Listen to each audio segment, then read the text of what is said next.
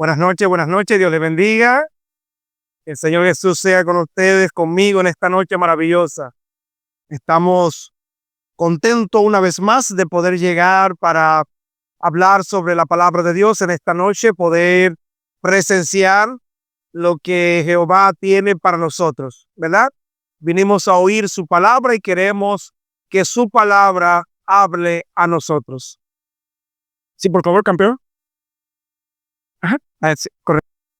Y entonces voy a invitar a abrir sus Biblias en el Evangelio de Marcos, capítulo 4. Vaya conmigo, Marcos, capítulo 4, versículo 35 en adelante. Gracias. Marcos, capítulo 4, versículo 35 en adelante. Vamos a estudiar la palabra de Dios en este relato y vamos a invitar al Espíritu Santo que nos pueda acompañar esta noche. Querido Padre Celestial, a ti sea la honra y la gloria por los siglos de los siglos. En este momento, Señor, queremos pedir una vez más que tu Santo Espíritu esté con nosotros, que nos pueda llenar de sabiduría para escoger la parte que nadie puede quitarnos, que es estar cerca de tu presencia. Es una gran lucha, es una gran batalla. Son muchas tormentas que tenemos que enfrentar en la vida, pero de todas ellas nos librará el Señor. Así que en esta noche habla a nuestros hermanos de iglesia y a nuestros amigos y que tu nombre sea glorificado. En el nombre de Jesús. Amén.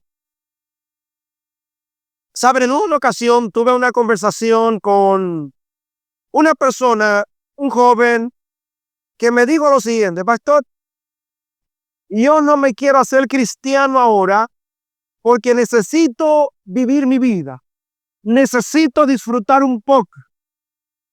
Pero yo sé que cuando falten 10 minutos para morir, Dios me va a permitir eso para arrepentido.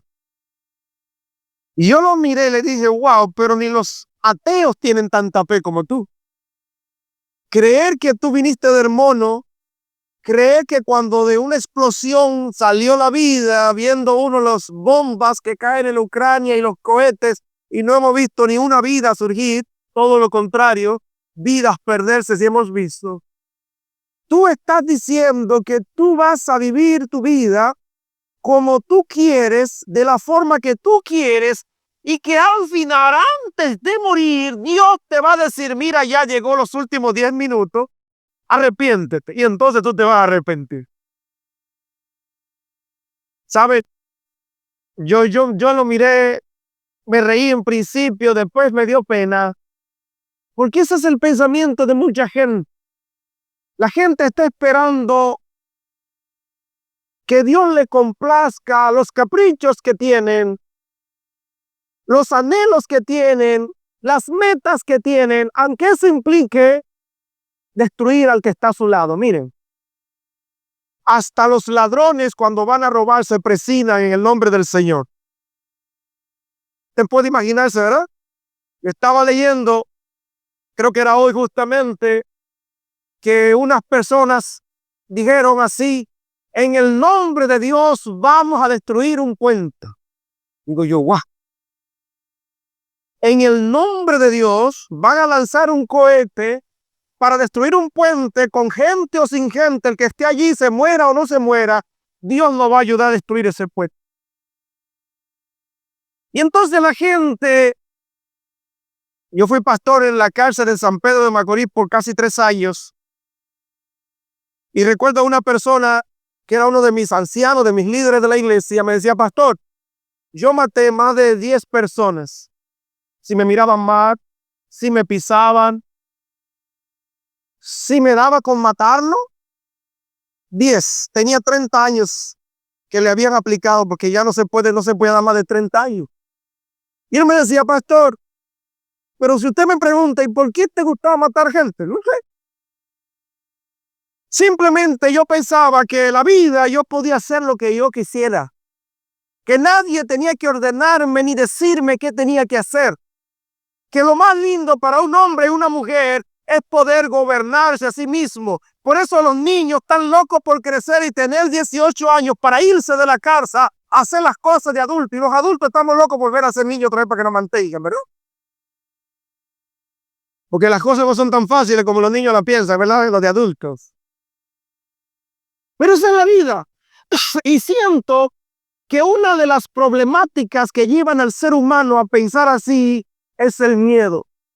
La gente tiene miedo a no ser feliz, tiene miedo a no sonreír, tiene miedo a no sentir el placer, tiene miedo a perder cosas. La gente piensa más que si se hace cristiano, si viene a la iglesia, va a tener que vivir con una vida con una Biblia bajo el brazo, siempre con la cara larga, y ya no va a poder bailar, beber, brincar, saltar y cuantas cosas, como que si todas esas cosas que nos están quitando es como que nos están llevando la vida por delante. Y saben, una vez leí en un libro el pastor Bullón, Conocer a Jesús es todo, hace como en el año 2000, 2002, 2003, allá leí ese libro. Él decía que había una forma de cazar unas especies de monos en África, que para poder cazarlo había que cazarlo vivo, porque su piel vivo servía más. Si moría al rato la piel se descomponía. Así que los cazadores descubrieron algo. A esos monos les gusta la pulpa del coco. Ellos toman el coco, lo rompen y le sacan la pulpa. Así que los cazadores hicieron lo siguiente. Tomaron una botella, le entraban la pulpa del coco dentro de la botella, amarraban la botella a cualquier raíz o tronco o árbol que estuviera cerca, y entonces se iban y se escondían. Luego los monos bajaban de los árboles, entraban la mano en la botella, tomaban con dificultad, porque estaba una botella pequeña para eso, entraban la mano con dificultad, pero cuando agarraban la pulpa del coco, el puño crecía. Así que los cazadores salían sin desesperarse, sin correr, sin prisa, hablando y con mucha calma. Porque el mono intentaba sacar la mano con el coco, pero no podía. Por más que hacía fuerza, no salía el puño. Si tan solo soltaran el coco, sacaban la mano, pero ellos querían llevarse su coco. Así que eso le costaba la libertad. Tomaban al mono, le daban por la mano, soltaba el coco y entonces le sacaban las manos y se lo llevaban a los cazadores. Con esa sencillez cazaban esos monos. Eso es lo mismo que Satanás hace con el ser humano. Coloca sencillez en la vida. Le coloca, ya ayer hablamos de las tentaciones y las cucarachas, cosas tan sencillas que cuando alguien falla en algo, uno dice, wow, y con esa tontería esa persona cometió ese error. Yo recibí una llamada como a las 9:10 de la noche, 9, casi 10 de la noche, de una señora, una miembro de iglesia, que yo fui pastor en un lugar, diciéndome, pastor, mi hijo casi mata a una mujer. Ese muchacho, le tengo mucho aprecio, era quien me acompañaba cuando estaba en ese distrito a rututear todo de noche en el motor, en el carro. Así que es como un hijo para mí. Yo lo llamé a su teléfono, él me tomó la llamada, no le había tomado la llamada a nadie, porque él tenía su esposa, pero había dejado su esposa por una mujer de otra comunidad que también tenía su esposo. Así que se armaron unos problemas, el esposo de esa señora quería matarlo, pero al final él se quedó con esa señora y tuvo un hijo. Pero en estos días ellos estaban separados. Así que él me dice, está sentado en la carretera, y allá él está ahora, está preso en este momento, pero en esa noche estaba sentado en la carretera entre la otra banda y Bávaro, en la oscuridad, solo. Y me dijo, padre, así me dice, esta mañana yo me levanté tranquilo, estaba feliz, iba para mi trabajo, estaba trabajando anyway, y al WhatsApp me llegó un mensaje. Cuando miro, era la señora, me envió un video haciendo unos actos con otra persona. Eso me molestó de una manera que yo salí para allá, hablé con ella por texto para que ella no sospechara nada. Llegué a la carretera, ella pasó en un motor y él le fue arriba con un cuchillo y la hirió en muchísimos lugares. No la mató de misericordia. Nunca nadie se imaginó, como él me dijo, ni yo me imaginé que podía hacer un acto, una tontería de esa naturaleza. Y ahora está preso. Y cada vez que yo pienso en eso, siempre viene a mi mente, el ser humano no sabe para lo que da hasta que no se encuentra en el momento y en la circunstancia. A veces tú no crees que ese tío, ese hermano puede violar, pero cuando tú ves la noticia de que un hombre violó a una niña de apenas días de nacida, uno dice, ¿y cómo es posible? Que un hijo mate a su padre. Bueno, en esto hoy también leí sobre 2 hermanos que por una supuesta serie de Netflix mataron a su propia madre. Y cuando uno ve esas cosas, uno se pregunta, hay un problema en la mente del ser humano, pero ese problema no tiene nada que ver con la psicología, la comida, el ambiente. Tiene que ver con el miedo que el enemigo coloque, el temor que el enemigo coloque en la vida del ser humano, diciendo, para tú ser feliz, tienes que acabar con todo el que esté delante de ti. Así que si tú quieres escalar en un puesto, tienes que hablar mal del que está arriba para que lo baje. Si tú quieres ganarte el favor de tus padres, tienes que buscar la manera de hacer quedar mal a los demás hijos.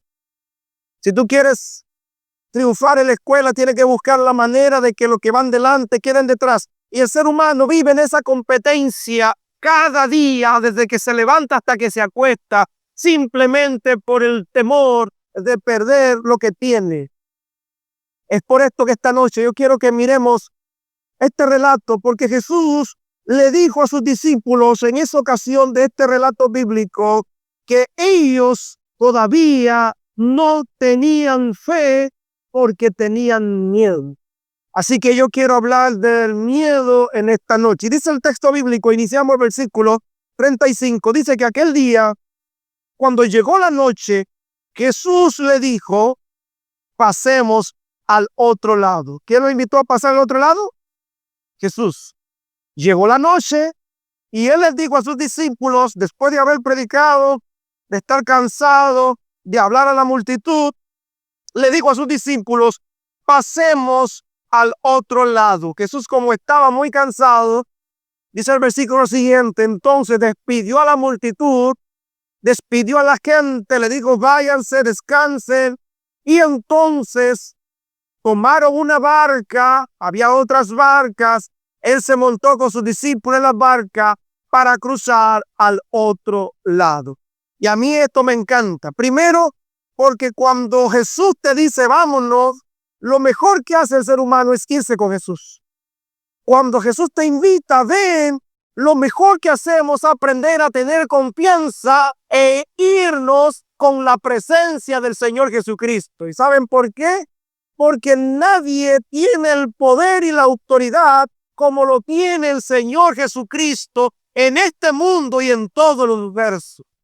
Por esa razón, no tienes el derecho de vivir con miedo toda la vida. No tienes el derecho de vivir atormentado toda la vida, pensando en el futuro, lo que va a perder, lo que va a llegar. Hay gente que está pensando en la próxima pandemia y vive ansiosa si va a venir otra pandemia. Gente que presencia un accidente y luego no quiere manejar porque está ansioso pensando que pueda tener un accidente. Y la gente vive con ese temor de cosas que ni siquiera han ocurrido. Jesús nos enseña en la Biblia de manera muy especial la palabra no tengas temor. Aparece 365 veces en la Biblia desde Génesis hasta Apocalipsis, diciéndote, Señor, cada día de tu vida no tengas temor.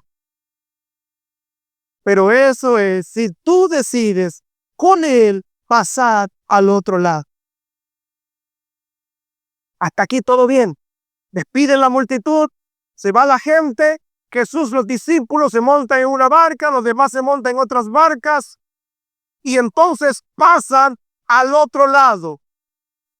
Versículo 37 dice, pero de repente se levantó una gran tempestad que echaba olas, los vientos echaban las olas en la barca de tal manera que ya se anegaban.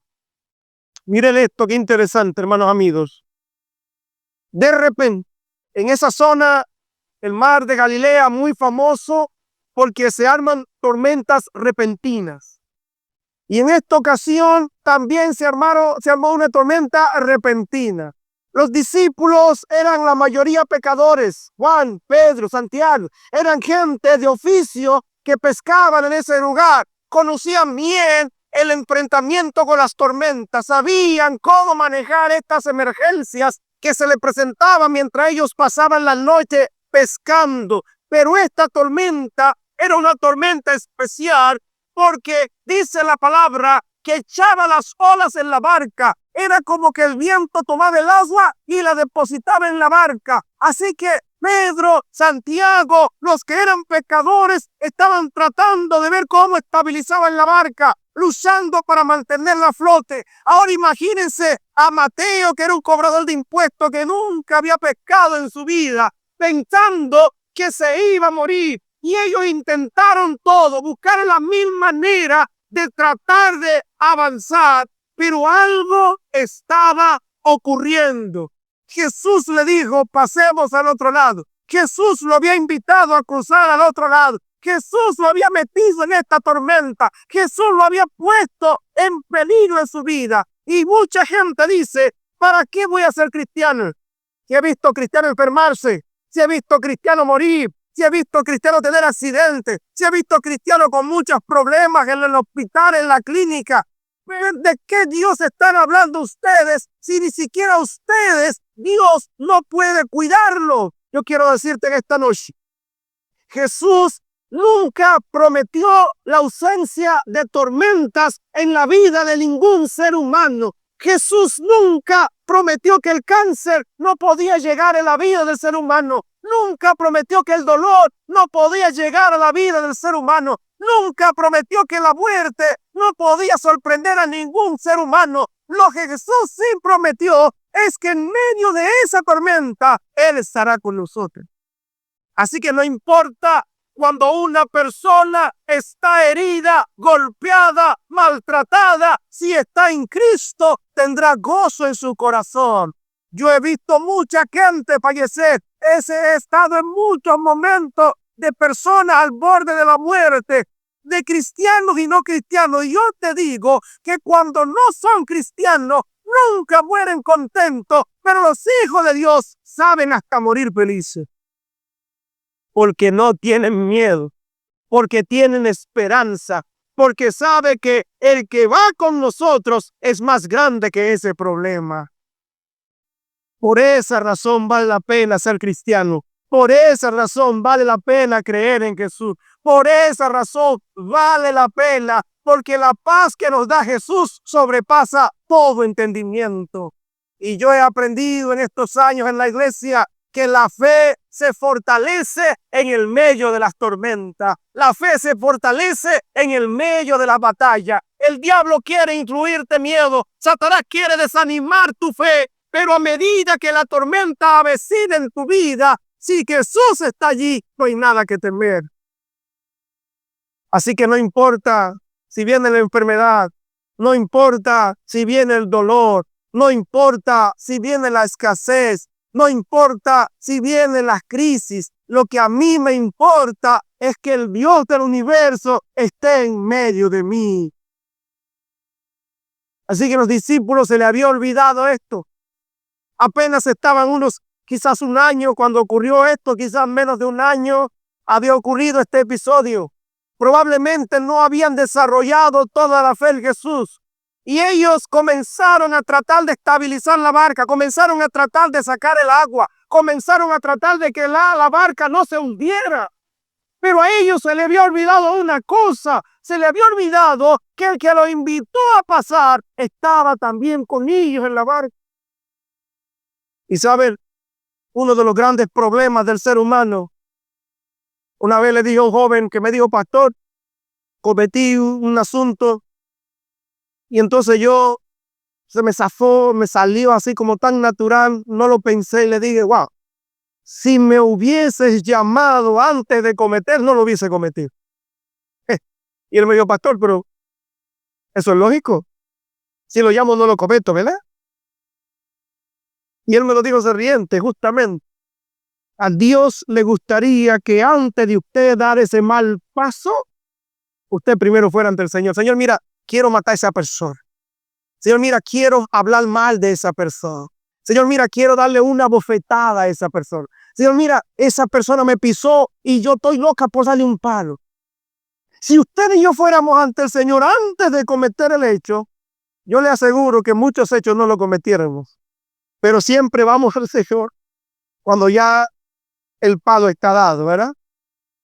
Como yo le dije al muchacho: caramba, si me hubiese llamado esa misma mañana que recibiste esos mensajes, yo te hubiese detenido. Pero el ser humano es así. Primero intenta resolver sus problemas. Primero intenta buscar su solución.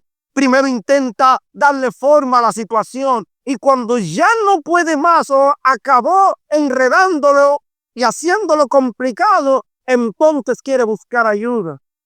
Tenemos que aprender. Si Jesús está en la barca conmigo, el primero que tiene que saber mi problema es Jesucristo. Yo no tengo que ir donde el hermano, donde el amigo. Mira, me pasó tal cosa, mira, me pasó tal cosa, mira, hice tal cosa. Y el último que se entera es Jesús. Si Él está contigo, es el primero que tiene que saber todo lo que te pasa. Es el primero que tiene que conocer de fuente segura de ti. Pastor, pero Jesús sabe todo. Sí, Él lo sabe todo, pero necesita que tú sepas que Él lo sabe. Y por lo tanto, ¿por qué te huyes? ¿Por qué rehuyes? ¿Por qué sales huyendo? ¿Por qué andas por allí? ¿Por qué no quieres aceptar? ¿Por qué te fuiste? ¿Por qué andas dando vueltas? Si sabes que eres la solución, ¿por qué no vienes a Jesucristo? Porque esa es la lucha de cada día. Esa es nuestra batalla todos los días, reconocer que Jesús está con nosotros.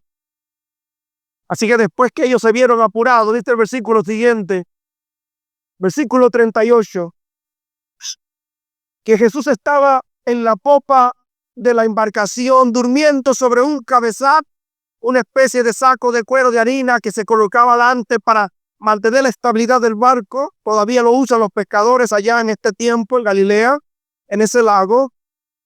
Y entonces ellos lo despertaron y le dijeron: maestro, ¿no tienes cuidado que perecemos?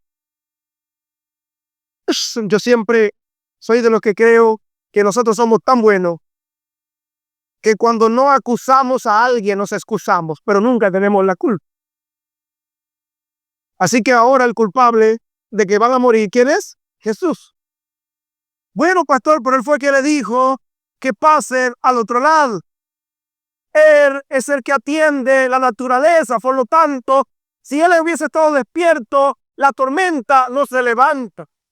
Y la gente comienza a sacar filosofía, porque no hay una cosa más grande que el ser humano tratando de buscar la última excusa para justificarse. Una vez estaba escuchando a alguien, no recuerdo quién era, diciendo lo siguiente. No fue que leí, fue lo que no leí, ahora que recuerdo bien fue que lo leí, diciendo lo siguiente: miren qué curioso esto.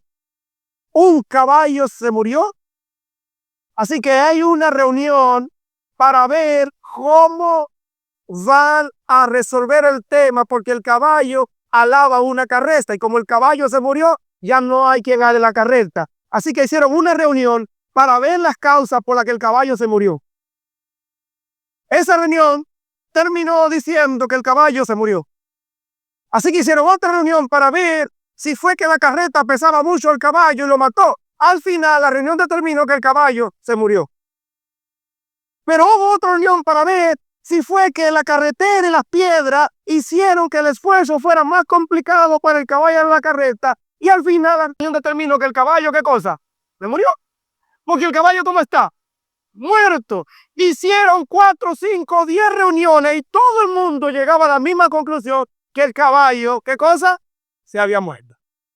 Y había que hacer tantas reuniones para saber que el caballo se había muerto. Pero hay que saber por qué se murió el caballo. Y pasaron meses en lugar de buscar otro caballo que dar a la carreta y no perdieran tiempo. Así es el ser humano. Mientras le pasa algo, primero tiene que justificarse de 1000 maneras hasta poder entender que la culpa no es de nadie, es de ellos. Y ellos ahora dijeron, tú nos dices que vengas, nos hace montar en la barca y te duermes. Y entonces llega una tormenta, intentamos salvarte, porque no era ellos que se estaban salvando, era salvar a Jesús que ellos querían. Y cuando vieron que Jesús se iba a ahogar, van a despertar, maestro, ¿por qué no tienes cuidado que vamos a morir? Y saben, yo me gozo con la respuesta de Jesús. Y yo le digo a mi esposa, gracias al Señor que fue Jesús y que no fui yo. Porque yo me levanto y lo tiro todito en el mar. Están gente que vieron cómo Jesús sanó a un paralítico, Marcos 1, Marcos 2, cómo Jesús curó a una mujer con una fiebre que no había medicina, Marcos 1, cómo el Señor hizo tantos milagros a gente con dificultades que nadie podía curar, y ahora le estaban diciendo si Jesús lo iba a dejar morir. Jesús lo llamó a ellos como discípulos, Jesús los llevó a ver grandes milagros, Jesús les dio todas esas bendiciones y ellos acusan a Jesús de que Jesús lo está dejando morir. ¿Usted se imagina? Pero yo alabo el nombre de Dios por su gran misericordia, porque el Señor no pierde la paciencia. La mala perdió una sola vez, fue con los animalitos en el templo y comenzó a golpear a todo el mundo ahí para que se fueran. Pero caramba, Jesús es el culpable. ¿Saben por qué Jesús estaba durmiendo? Porque Jesús confiaba en su Padre Celestial. Y los discípulos tenían que aprender a confiar en Jesús como Jesús confía en su Padre Celestial. Así que miren lo que hace Jesús. Cuando ellos lo despiertan, en versículo 39, él, dice el texto, levantándose, ¿qué cosa hizo? Reprendió al viento y dijo al mar, calla, enmudece, e inmediatamente el viento cesó y hizo una gran bonanza. Alabado sea el Señor. Antes de decirle 2 o 3 cosas a los discípulos, antes de darle par de bocha a los discípulos, antes de llamarle la atención, Jesús atendió su necesidad, atendió el problema y le mostró a ellos que ellos estaban montados con el Dios creador de los cielos y la tierra. Le mostró a ellos que con quien él estaba no hay que tener miedo al trabajo, no hay que tener miedo a la enfermedad, no hay que tener miedo al problema, porque él solo busca la bendición para tu vida.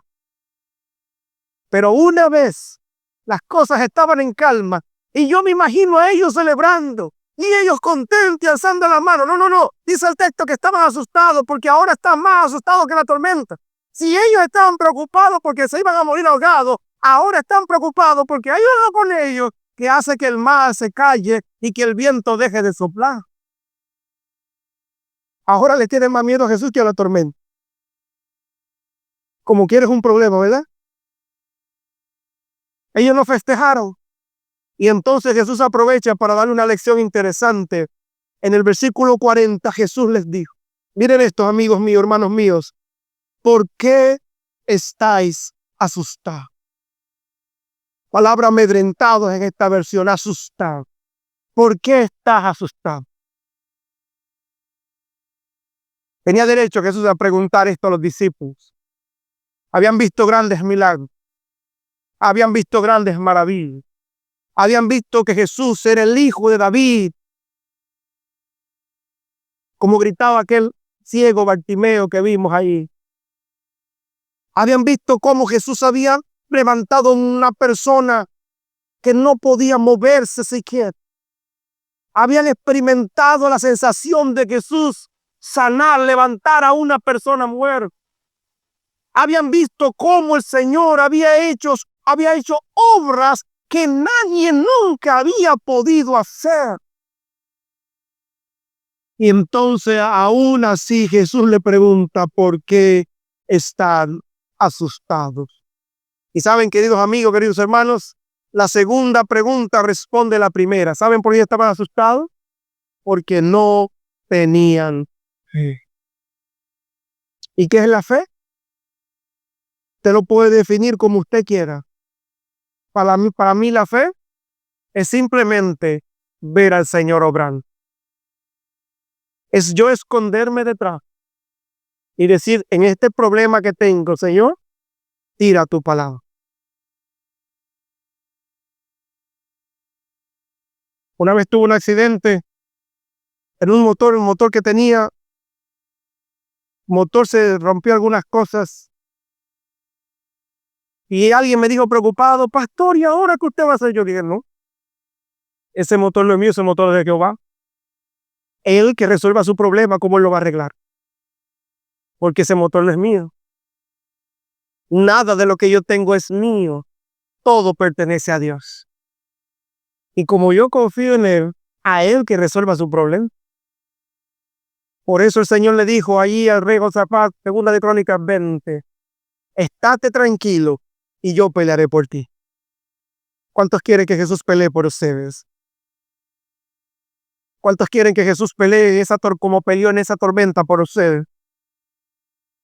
Pero para que eso ocurra, tenemos que aprender a tener fe en el Hijo de Dios.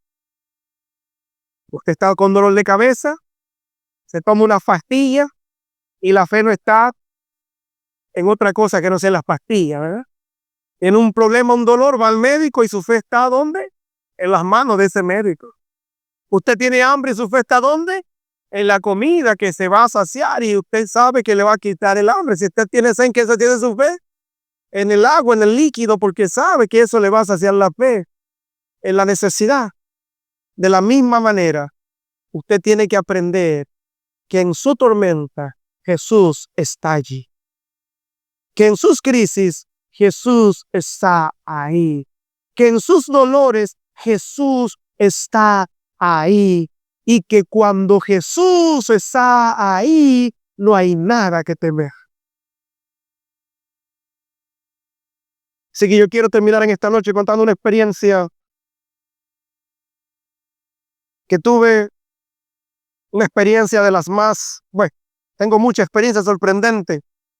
Dios me ha permitido ver muchas cosas maravillosas y otras cosas no tan maravillosas. Y yo tuve un caso que para mí es un gran dolor, pero es una prueba de cómo tú puedes tener fe y cómo el diablo puede robar tu fe. Era pastor de Miches, un anciano de la iglesia central me dijo, pastor, queremos ir a hacer un culto el jueves. Eso fue como el sábado, creo que fue el sábado en el culto. El martes o el jueves queremos hacer un culto de un hermano, una persona. Hace muchos años él fue de la iglesia, pero se había ido. Así que el hermano se fue al mundo bebiendo, trabajaba los sábados, un transporte allí llevando estudiantes. Le gustaba mucho tener muchas mujeres, tenía un hijo aquí, otro allí, otro allá, en cada barrio del pueblo, de todo el municipio de mí, que tenía una cuestión rara. Pero le había salido un cáncer y tenía un tumor del tamaño de una pelota de softball, una bola así grande. Así que en el hospital allá del cáncer, Instituto del Cáncer de Santo Domingo, le dijeron, ya no hay nada que hacer. Llévenselo a su casa, está en grado 4. Así que lo desahuciaron, lo mandaron para Miches. Estaba en cama, no se movía de la cama. Así que había pedido para que le hicieran un culto de la iglesia. Yo estoy contento, preparamos todo, fuimos ese día los ancianos, todos los ancianos de la iglesia. Así que llegamos, cuando llegamos, que vamos a entrar, la señora de él, su esposa, que lo había atendido durante todo ese tiempo con la enfermedad, me mira y me dice, pastor, yo tuve un sueño anoche donde el Señor me mostraba que usted iba a curar a mi esposo. Bueno, yo le dije, no, hermano, no, usted se equivoca. Aquí vinimos a hacer un culto, vinimos a cantar, a orar por su esposo. Pastor, yo le digo lo que vi. Ella no era de nuestra iglesia, era de otra congregación, otra denominación. Así que hicimos el culto al final. Él estaba en cama.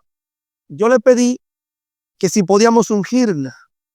Yo soy de los que creo firmemente que cuando alguien está enfermo, llame a los ancianos, llame a los líderes de la iglesia y lo unja con aceite. Y esa oración de fe salvará al enfermo. Y si hubiera cometido pecado, le serán perdonados. Y si tiene fe, también puede ser sanado. No cuando se está muriendo. Cuando se está muriendo no hay que ungirlo, porque eso no tiene nada que ver para que se muera con el Señor. Eso no es así. Es para enfermos, dice el texto bíblico, Santiago 5. Así que le pregunté y él me dijo que sí. Lo ungimos allí, oramos con él y nos fuimos. Al otro día, recibí la llamada del anciano que corriendo fuéramos a la casa del Señor. Yo dije, bueno, parece que el hermano se murió. Hicimos el culto, oramos con él, hicimos todo lo que humanamente podíamos hacer. Cuando vamos a la casa, sorpresa, el tumor se le cayó. Lo llevaron a Santo Domingo y allá con los análisis el cáncer desapareció. Una cosa impresionante. La esposa estaba contenta, él estaba feliz. Él comenzó a caminar. En ese momento el pastor Mario Rondón tenía que dar una campaña allá en Miches, casi a las 3 semanas de ese suceso. Y cuando el pastor llegó, el hermano se bautizó en la iglesia. Así que hubo una fiesta grande, un milagro extraordinario. Todo el que conocía el caso estaba sorprendido. Y entonces ya usted sabe, la gente emocionada, feliz. Yo estaba feliz. Se bautizaron como 10 personas en esa campaña. Yo estaba gozoso, contento. Pero al mes, de repente, el cuarto sábado, el hermano no fue a la iglesia. Yo pasé por la iglesia central, vi todos mis miembros, no veo al hermano, y le pregunto a los ancianos, me dice, pastor, no lo vimos hoy. Así que en la tarde comenzamos a buscarlo y descubrimos que estaba bebiendo cerveza y romo. Así que lo visité. Le hablé, hermano, ¿qué pasó, pastor? Ya Dios me sanó, así que yo puedo volver a mi vida antigua. ¿Cómo? Sí, pastor. Así que comenzó a trabajar el sábado, comenzó a beber. Y una hermana que yo duré 6 meses dándole estudios bíblicos para lograr bautizarla, se fue con ella y me la sacó también de la iglesia. Dejó a la esposa que lo había cuidado todo el tiempo que estuvo enfermo. La abandonó. Así que yo medio me molesté. Le dije, Señor, gracias a Dios que yo no soy tú. Sí, gracias a Dios que yo no soy tú. Señor tiene mucha misericordia, mucha. Vaya a Jonás, usted se va a dar cuenta cuánta misericordia tiene el Señor con nuestros amigos. Así que pasaron como 2 meses, 3 meses. Y un día recibo una llamada. La mamá del Señor me llamó, me dijo, pastor, necesito que usted venga urgentemente a orar por mi hijo. Yo, ¿cómo? ¿Y qué pasa? Le salió otra vez un tumor, pastor, en el mismo lugar. Pero de una manera tan agresiva que en cuestión de días les creció, pero de una forma horrible. Y ella me dijo, pastor, venga, que usted otra vez se lo quitó, venga a quitárselo otra vez. No, hermano, no. Los ancianos me reunieron conmigo, pastor, tenemos que ir, vayan ustedes y oren con él. Yo no voy. La hermana, la señora se quitó, enemigo mío, todavía es enemiga mía. Pero yo le dije a ella que no fui yo que quité el tumor. Dios le dio una oportunidad esencial para volver a los caminos de Jesús, para aumentar su fe y para que no tuviera miedo. Pero él confundió la bondad, la misericordia de Dios con debilidad y pensaba que podía seguir en tu vida antigua y pensaba que podía seguir en su mundo antiguo y que todo iba a ser igual que antes. Pero nunca contó con que el problema podría volver otra vez a su vida. Y esta vez no contar con Dios. El hermano, después que salió ese tumor a los 3 meses, que yo me di cuenta, a la semana se murió. No duró ni 2 semanas. Y entonces yo siempre le pregunto al Señor, Padre, ¿por qué le das oportunidad si sabes que el ser humano al final no te va a obedecer. Y Dios me ha respondido a través de su palabra de la siguiente manera. ¿Sabe por qué yo le doy oportunidades a todos? Porque yo quiero que todos procedan al arrepentimiento. ¿Qué amor tiene Dios por nosotros? ¿Cuánto sufre sabiendo que tú mañana puedes dejarle, que tú mañana puedes abandonarle, que tú mañana puedes morir sin él? Pero yo me gozo creyendo y pensando que Dios también se alegra con aquellos que aún en la tormenta creen que Él es todopoderoso. Así que como el ángel le dijo a Jesús en Lucas, no te preocupes por aquello que te están entregando, mira más bien aquello que estarán contigo en la patria celestial.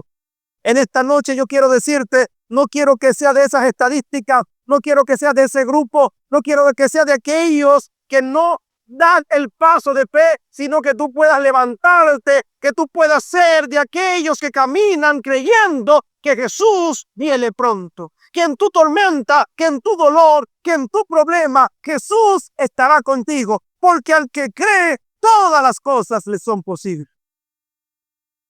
Así que esta noche la pregunta es, ¿por qué tienes miedo?